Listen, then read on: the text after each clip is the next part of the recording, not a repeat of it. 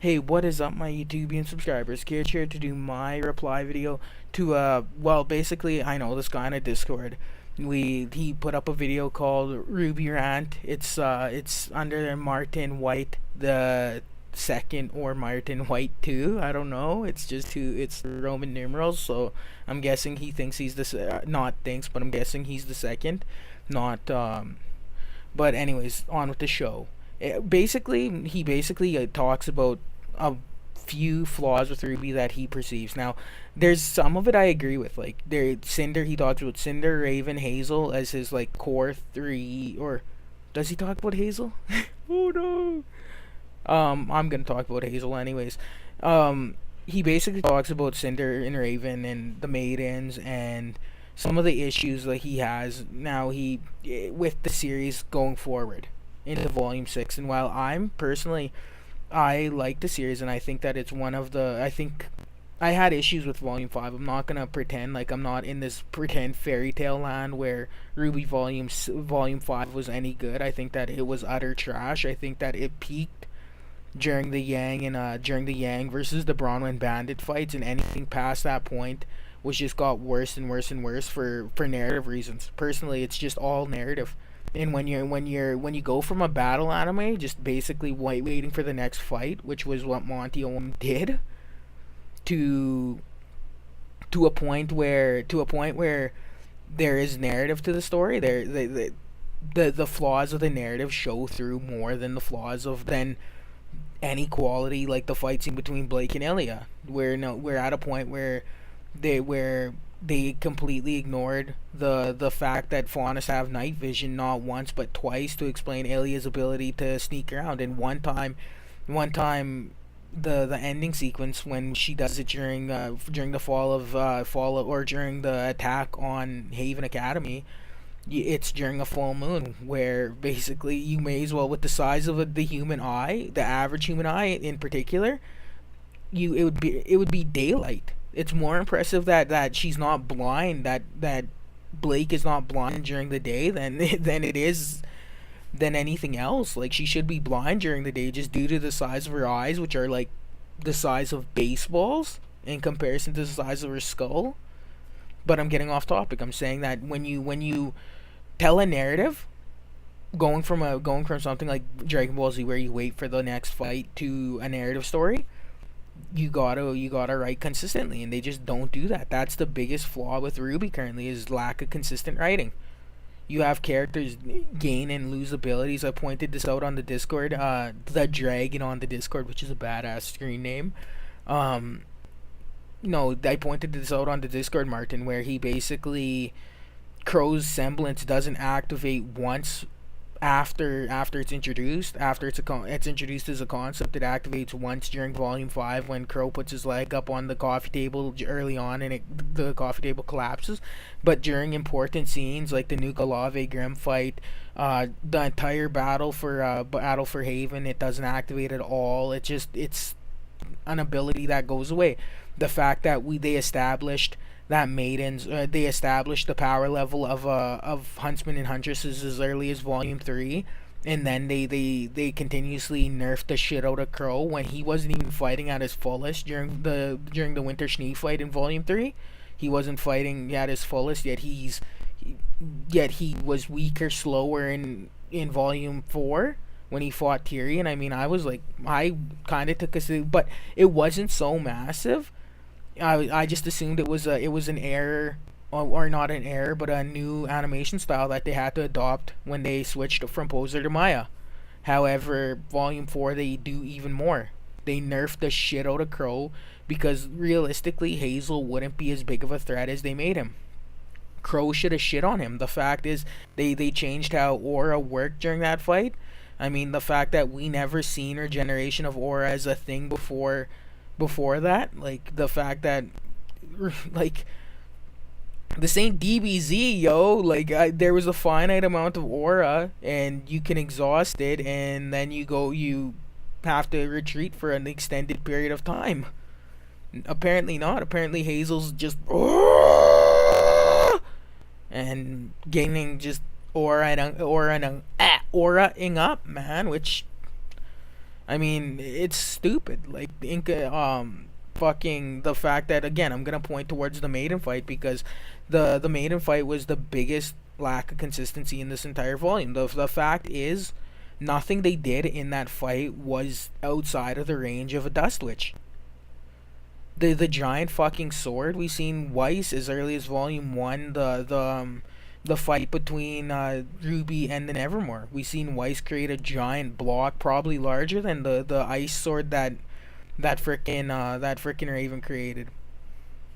So like, the fact is they failed to consistently tell a narrative, and they failed to consistently set up a power scale. They failed to consistently utilize powers and abilities that characters should have. The fact that Maya, they changed how Yang's semblance worked from being a thing where you just take a hit and then hit back with double the power or whatever the absorption rate of her powers are, to something based on her emotional state. They removed the fiery hair, which is an issue with Maya. Like, there's a lot of just lack of consistency across the board, and that's the biggest issue with Ruby right now. It's always been an issue. I mean, I pointed this out in the Discord, but Ruby creating that fucking tunnel, you call it the rule of, or that tornado, you call it the rule of cool, and yeah, there's a point, and I said it in the Discord, and I'm gonna say it again, because no, this is just as much for my viewers as it is for you, but basically the rule of cool has a limit. There's a point where the level of absurdity, like, there's a point where it's just too there's you get taken out of the narrative. And when Ruby creating that tornado during the lunchroom fight pushed me as far as I was willing to go, was like, that's fucking absurd. That's too far beyond what Ruby has shown up until that point. And then the fact that she never does it again, it's an outlier feat. I call it that. It's consistently, because Ruby's consistently portrayed as slower and weaker than that fight scene. You then have fucking the fact that, here's the problem. The rule of cool when we're addressing the maidens isn't, there hasn't been an objectively cool moment with the maidens yet. The closest we got was when Cinder first created the maiden ball, and then incinerated fucking Ozpin. But even then, Ozpin, we didn't actually see him getting incinerated, for one. For two, we have Dust. And that's another failure. They failed to establish Dust as a resource during a fight.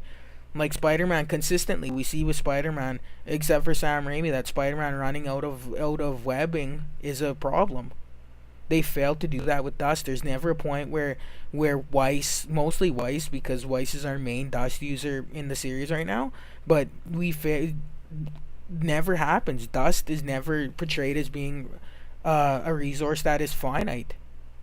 I mean, and so what you have is you have maidens who are essentially Dust wizards, who haven't done anything that are so outside of what a Dust wizard can do, or a Dust witch can do, that the maidens just lose their impact. Yeah, I mean, they created that they I mean, what can I say? That's how I view the maidens right now. They're not cool.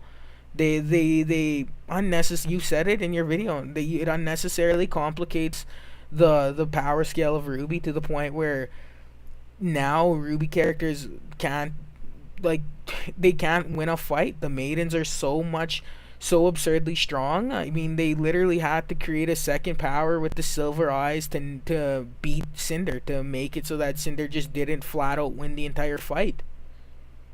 I mean, and now if she comes back, she's arguably gonna be more grim. Like, they're nerfing the shit out of Cinder step by step, so that Ruby can eventually beat her, because the maidens are just that absurd. And it's not that they're absurd, it's the fact that they've nerfed Dust as a weapon. And again, that's my biggest issue. They didn't put the scale and then put the maidens further beyond that scale. No, they quickly looked at the scale, put the maidens on the scale, and then put Dust backwards on that scale. And they do that for everyone. The maidens. The fact is, narratively, the Crow versus Winter fight scene was better than Raven versus Cinder, just based off the fact that that fight really did set up our if our huntsmen, our team Ruby, our team Juniper were like twos and threes. Raven or Crow and fucking Winter were like four, like fives and six and sevens and eights, and they continued to stock on that. Like when we got his first of the maiden power with the energy blast and incinerating Ozpin, that suddenly the maidens were like an 8 or a 9. And since then, they've done nothing but nerf the characters, make them look weaker, slower, take less damage. And yeah. Anyways, let's get on with. I'm talking about the maidens here because that was my biggest point of contention. Because I agree with you, Cinder is a failure as a character. She should have. They could have done a lot with Cinder and they failed. Cinder is a cool character, but cool character design, but utter failure as a villain. You need to understand a villain, and it's all come. And so is Hazel. It's the same problem. No motives. When your logical extreme Salem is genocidal, we need to understand why her minions would work with her, and they don't ever say that. Like, why would Hazel's objective could be done without frickin' Salem, and that's my biggest issue. Most of these Tyrion's the only one who makes sense, and that's because he's just batshit insane. And that's the biggest problem. Hazel's like no villain has been done correctly because genocide is the objective for Salem, so you need to explain why anyone would work with Salem. And they don't do that. They almost don't want to explain the villain's backstory in case it gives too much sympathy for the villains. And it's like, you know what? A sympathetic villain can be done correctly. Like, as long as you understand that, hey, this guy's not redeemable. There's a point where there's a difference between a redeemable villain and a sympathetic villain. And yeah, like Emerald is sympathetic and redeemable. You see multiple times throughout the series where she's not really into what's happening, but she's doing it because she loves Cinder or is obsessed with her. Cinder, but that's it. Cinder, why does Cinder work with Salem? And that's the question that is never answered in the series. Why does a villain do this? Why does a villain do that? And there are some there are some obvious whys. Like, why the fuck did Cinder not spear Ruby? That's just, again, narrative problem. I'm not gonna even address that because in my head she should have just speared Ruby, stapled Ruby's shoulder into the ground, been like, okay, she's gonna live, but she's gonna be in a lot of pain, and then walked away. Jean has spent more time with Ruby than Weiss at this point. Jean hasn't had a crush, or at least hadn't had an apparent crush on Ruby for at least 2 volumes, Weiss for 2 volumes at this point. Jean and Ruby were partners for the entirety of Volume 4. It would have made more sense both to strike at Jean's heart and narratively for her to strike Ruby down. Didn't happen that way. Instead, get her straight. And now I use it as the ultimate troll maneuver. I use it whenever I see somebody bring up Raven. I say, oh, Sean's the next fall maiden because of Raven, or Cinder. I'm like, oh, Sean's the next fall maiden because Raven ruined the lore behind the maidens. I guess age doesn't give a crap. I guess you can say gender doesn't give a crap either because their rules are broken. Their rules are just shattered. So I'm like, okay, John is the next fall maiden, and I just sit there and watch the hate flow in. Yes, I'm like Emperor Palpatine in that moment. I'm like, yes, good. Anyways, getting off topic. Yeah, no, Cinder's main issue is a lack of motive. That's it. Like, her character, power for power's sake is fine. If she was really Cinderella from the fairy tale, it would be fine to want to see where she gets beaten and battered by her fairy godmother, not her fairy godmother, her stepmother, for so long, and then lashes out and just wants the power to destroy, just to hate, just to revel in hate. But we don't get that. Yeah, we know that her name is based off Cinderella, but that's it. And we don't know, so we can infer maybe that she has some. But again, you look at Crow's supposed to be what's it called, the scarecrow, and what, scarecrow lacks heart, or no, that's the Tin Man. What does the scarecrow lacks a brain? Actually, you know what? That might actually work because he's such a loyal dog to Ospen that Crow might, like, the lack of brain might actually. Oh, and I'm gonna give them a little bit of credit because Ironwood does lack a heart. He looks at things militaristically, like analytically, or at least as analytically as the show can get. Glinda can get thrown out the window because Glinda's not a good person outright. And whereas Good Witch of the East or whatever, or the South, she was a good person. But good job, RWBY. Narrative consistency there. Very few times does that happen. Sorry, I got off topic because that's the first time I really put any thought into Crow and Ironwood. Well, as far as just like, I obviously thought into them, but like as far as it's come, anyways, I love rambling. I love these just unscripted videos where I can just talk to the camera and really let my thoughts flow out. Anyways, so you're getting off topic again. We what were we talking about? We were talking about lack of motive. So yeah, Cinder might actually, if they continue with what they're doing with Osmond and his group, Cinder might be just beaten and abused. And again, we don't get that in the series, so we don't understand her motive. Let's go on. You then address the maidens. You say that the maidens were done mostly for Rule of Cool, and I've said it myself. The maidens suck dick, but they fail at the Rule of Cool. The fact is, I said it earlier. The fact is, the maidens weren't set up as being so far beyond what a Dust Witch can do. Instead, they scale back Dust's abilities, and that's their problem. It's not cool and nerfing of the characters we know.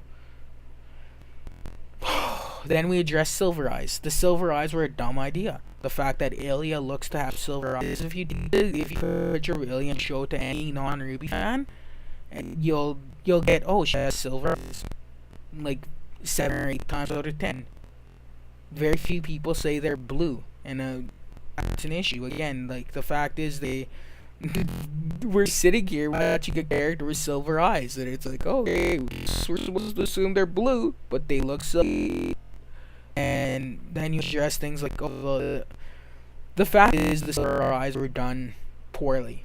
They lack foreshadowing. Even, yeah, you said, said RWBY had silver eyes, but yeah, that's not foreshadowing. That's referencing a character's appearance, and it might foreshadow something in the future. But what I'm saying is, there wasn't anything in the story to set up for the fact that silver eyes means magical energy beams coming from the eyes that freeze Grimm and turns them into stone. You then get to the point where you then have to infer, out stating that the silver eyes, like, there's contradictions with the silver eyes when you talk about how the silver eyes, fucking Salem outright says silver eyes that causes Cinder's negative reaction, when it's really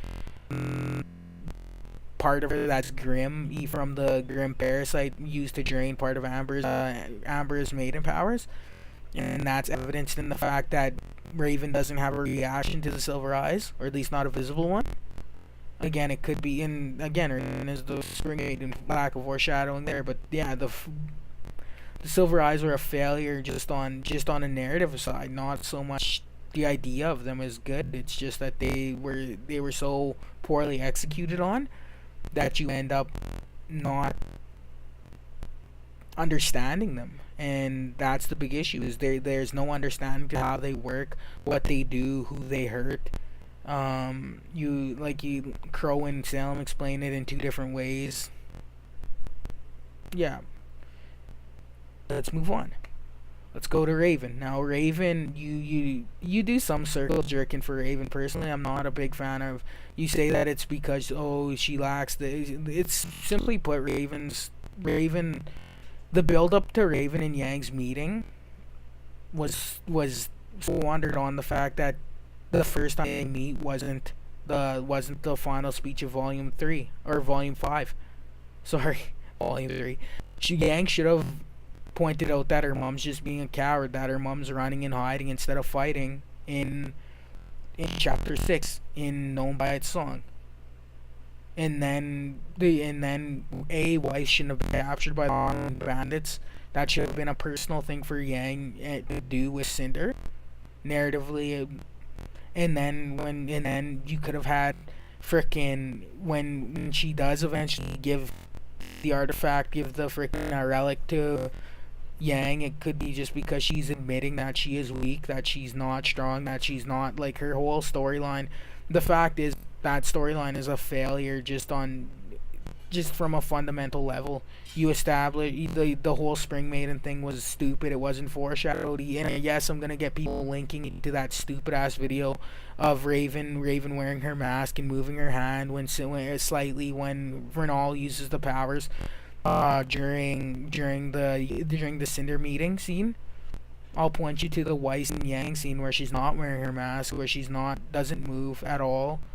And yeah, no, and I'll point you to the scene where Crow directly references the maidens in relation to a simple everyday town raid, when the entirety of Volume 5 is built up on the concept that Raven isn't using her powers as much. She's trying to keep them hidden. She's not, and it just makes no narrative. And we're talking about narrative, but it makes no sense that she would use her powers on a town raid when huntsmen and huntresses like her and Vernal can wipe out an entire town without much issue, just based off the fact that we know a second year student can wipe out a street full of Grimm. So yeah, like you there's plenty of times where the fact that she's way too fucking old. I mean, recently I've actually been putting some thought into this. First off, the first 3 volumes are spread across probably close to 10 months. That means by the time Volume 5 happens, it's close to 2 years. That means that Yang is probably 19, almost 20 by the time Volume 5 hits. That means that he says over 10 years that the maiden disappeared, but again, we end up with the situation where Raven knows a shit ton and Ozpin doesn't give that information freely. Ozpin's still lying by omission to Oscar, to everyone. So Raven would have to learn everything she knows independently of Ozpin.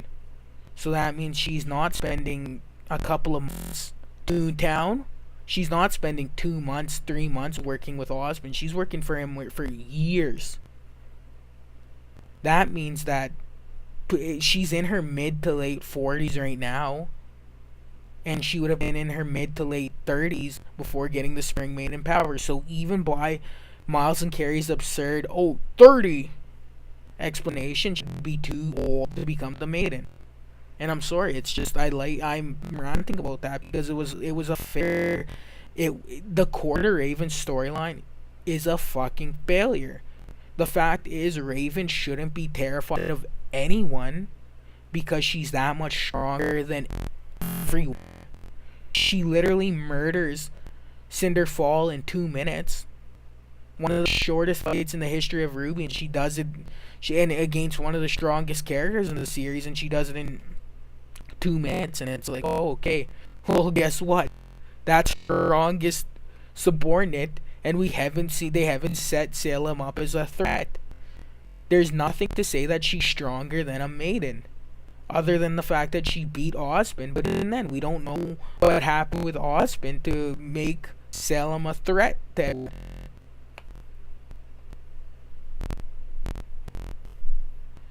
Like, we know that maidens can kill Ozpin easily, and the fact is, Cinder had her powers for like a minute before she killed Ozpin without much issue.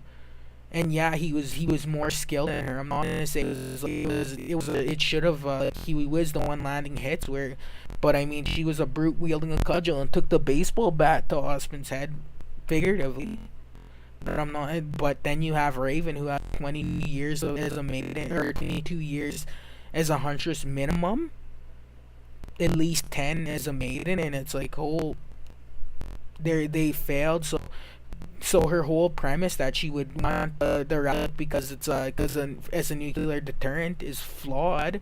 You combine that with the fact that we don't know what the relic does yet, and if it could be used as a nuclear deterrent, and then her 180 heel turn to give Yang the relic near the end of when she fully acknowledges to Vernal that, hey, getting this is gonna give us power, but it's gonna make us a bigger target. Like, that's my main issue, is that we have a sequence where she's like, yeah, it's gonna make us a bigger target, but it's gonna give us the power like that.